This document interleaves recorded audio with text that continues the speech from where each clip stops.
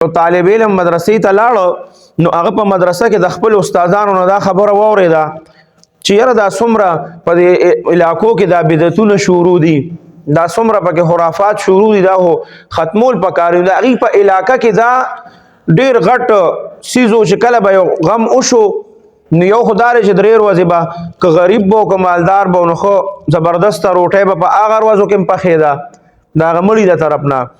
بیا چې هغه به وشو نو بیا د هغه څلوېښتي چې به کله وه نو په څلوېښتۍ کې به م هغه کور واله چې و نو هغې به ښه مضبوط خیرات کوو او ښه مضبوط دعوت به یې د هغه علاقې خلکو له کوو او هغې کې به غریبانان کم وو، غریبانان به پکې اکثره ډونه ټول به د هغه علاقې معزز او مالدار خلک وو. دی چې طالب علم شو نو د چې دا خبره د استادانو نه واورېده چې دا څیزونه خو نشته په مړو پسې نه څلوېښتي شته او نه کال شته او نه د جمعې شپه شته او دا څیزونه چې واورېدله نو ته وایې چې دا به زه د خپل علاقې نه ختموم څنګه. او خپل والد صاحب چې کوم نو هغه هم ډېر زیاته په دغه څیزونو باندې کلک و، سوچ به یې کو. په دې دوران کې دی لا طالب علم و چې د دغه والد صاحب وفات شو. هغه درې ورځې خو چونکې دی هم په صدمه کې و بس هغه او دوی د علاقې د ټولو نه مالدارترین کسانو خلکو به دې ته کتل نو هغه درې ورځې خو هغه څه چې و هغه خو وشو. هغه د غریب هم په خپلو میلمنو په منډو ترړو د هغې نه خبر شوی نه و خو وروستو ورته ووایي چې دونه خرچه شوې ده او دا پیسې خو ټیک شو وشو.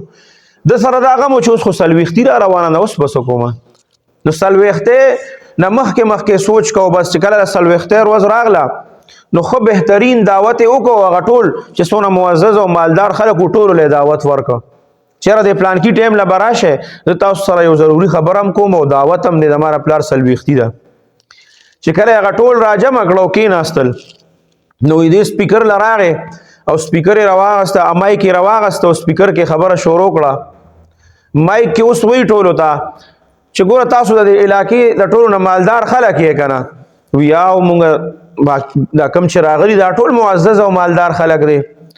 وی زما والد صاحب څنګه سړی و ډېر عجیبه او ښه سړی و. وی زما والد صاحب چې کوم دی چې دا زما والد صاحب وفات شو نو دا زما د سر نه دا سورې ختم شو که ختم نه شو. وی بالکل. وی دا په ما باندې غم دی که نه په ما باندې خوشحالي ده. وی ستا د سر نه ستا د پلار سورې ختم شو دا خو په تا باندې غم دی، دا د خوشحالۍ خبره خو نه دا ډېر غټ غم دی په تا باندې. نو چې په ما باندې دومره غټ غم دی که نه نو تاسو د علاقې معززه خلک یې نو تاسو له شرم نه راځي چې په ما باندې غم دی او تاسو راغلي یې زما دعوت ته ناست یې. پکار یې چې تاسو ما له څه کړی وی تاسو زما دعوت ته ناست یې. چې دا خبره یې وکړه هغه ټول څومره معزز او دغه خلک چې وو هغه داسې یو بل ته یې وکتل چې خبره خو د ده ټیک هم ده چې غم په ده دی او راغلي یو دلته موږ دلته ناست یو خوراک دی کوو. بس یکدم و یغي پاسې د جدا شو مشوره وکړه وی چې یاره دا سیز خو ختمول غواړي بالکل ساده خبره ټیک ده.